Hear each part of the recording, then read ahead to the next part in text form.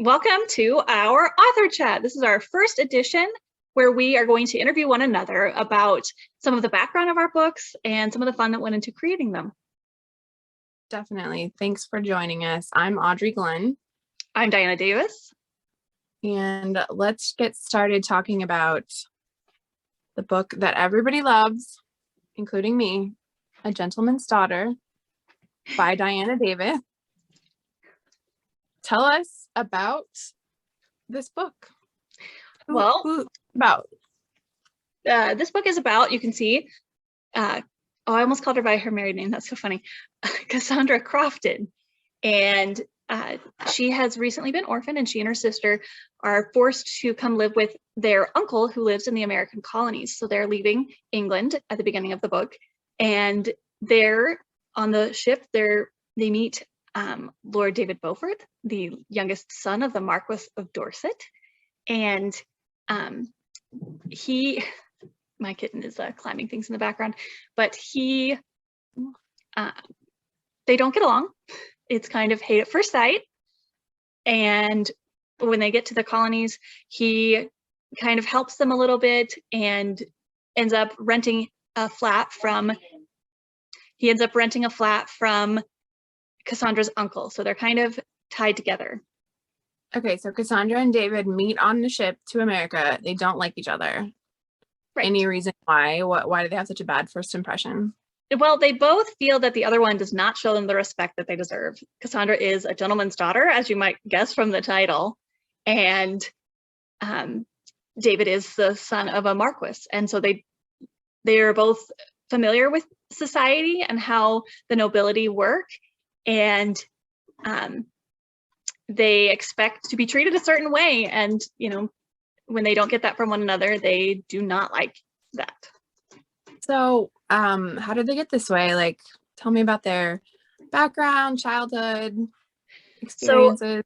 So for Cassandra, she feels very self-conscious about having lost her status in society. She is now destitute, and it's not a position she's ever been in, and relying on the generosity of her relatives and their kindness to be able to eat. And that's not a position that she was ever in. Her husband, or not her husband, but her father was was prosperous enough that they never had to worry about those things. But now both of her parents are gone, and the cousin that inherits her father's entailed estate refuses to support her and her sister. And then for David, it sounds like it really stings for her to feel that David is not respecting her when her loss is so fresh. Yes. And for David, he is the son of a marquis, but his parents have never liked him at all. They actually, you find out through the course of the series that they actually kept him basically sequestered away from the family, and almost didn't acknowledge his existence. And you find out at the end of this book, well, maybe I won't spoil the end of the book, but he is leaving to find his own purpose and his own place, and somewhere where he won't be treated that way. And so to have someone else instantly treat him poorly and not show respect to him is very triggering to him. Well, their loss, the Beaufort's loss, because David is amazing, and they could have had 20 years with him, and instead to lock him up, yes, we love David and we hate his family. So yes, very difficult to understand the reasoning behind that, for them to not want to enjoy and appreciate him while they still had him in their midst. Right. I mean, of course they have their reasons. They had lost another child, and we're hoping a daughter, and we're hoping to have another girl. They're a very classic of the era nobility marriage. There's no actual love in the marriage. And his parents are both pretty messed up. So very self-involved, his parents. Okay, so Cassandra is orphaned and destitute. Other than that, what can you tell me about her? Cassandra really wants to find a purpose to her life in the colonies. She felt like she had a place and a way to contribute to her society in England where they lived. Shoot, I'm blanking on where they lived. Oh, Surrey. So she felt like she had a way to contribute to society, a place in Surrey and the society where she was coming from. And she's completely lost that. And she finds that she really enjoys actually nursing, as in nursing sick patients and working with them, where other people might feel a bit squeamish. She is very interested in the medical side. And so she finds a place taking care of the sick as there is an outbreak of smallpox. And so she's very concerned with helping others and with doing the right thing. And then for David, his personality is, gosh, we love David so much. David, obviously he wants to be respected. David very much focuses on his accomplishments. Like he feels like he is what he does, and he's able to, he also wants to find a place in the American society for him, and he wants to be able to help people too. And he's looking for a purpose as he comes here. And gosh, you really can't talk about David's personality without talking about his wardrobe, because he is very much into fashion. He looks good in whatever he wears. If you played that game as a kid, what game was that? And yeah, did you play that game? No, I did not. Okay. It sounds really fun. David is also kind of a fashion icon for like literally everybody in the entire series. Right. David, and they do note later on that the way that David dresses is actually extremely formal at all times. So he is the guy that's wearing a tux to work, but except he doesn't have a job. So he's above working. So his job is being amazing. So right. he wears a tux around the house. So are there any quotes from David and Cassandra that you think really typifies them as characters?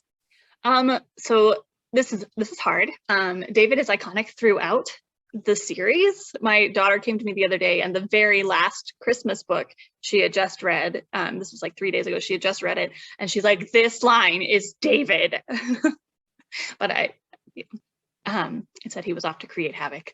I feel like they're like every book in the series is like David being David. It's like probably one of the very best parts of those books, even the books that aren't about him. Yeah, but I mean, really, they are all about him. So true.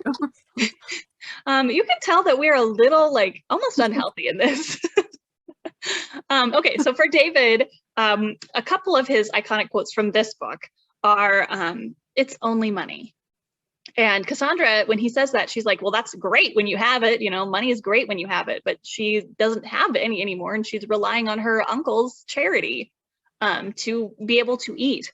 But what he means, and he explains that, is that, he talks to her a minute later, he's like, everyone in this house cares for you. And she's kind of like, okay, what are you gonna say? Like, and you don't? He's like, I understand that it makes life a lot easier, but it's still only money. And it's not until the ending that she understands what he's saying by that. And then the other one comes, go ahead. It broke her heart as much as all the rest of us. And then for Cassandra, oh no, sorry. And then my other favorite line of David's from this book is in the epilogue, where he samples the punch that Cassandra's uncle is serving at their wedding feast. And it's awful, to his taste. Cassandra's uncle's family, her aunt was raised Quaker, and she was read out of meeting when she married outside of the faith, but she raised the kids teetotaling, and they pretty much don't drink. So there's no alcohol in this punch. So David does not appreciate that. And anyway, so it's kind of a running gag in the epilogue that he doesn't like the punch. And at the end, the epilogue, they decide that Helen will move in with them because Helen and Cassandra have never lived apart, and they're both upset to leave one another. And he's like, you can't cry. I can't. So he's like, and when it's settled, he's like, okay, that's great. We'll celebrate. Bring out more punch. Or do you have anything else? Yes.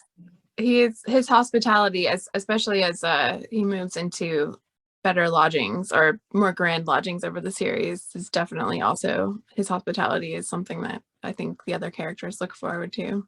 Yeah, he's a very generous. Like, we don't want to, we don't want to underestimate his generosity. What am I trying to say? It's not underestimate. But I mean, I do think he started hosting all these events because he wanted to control like the punch and the.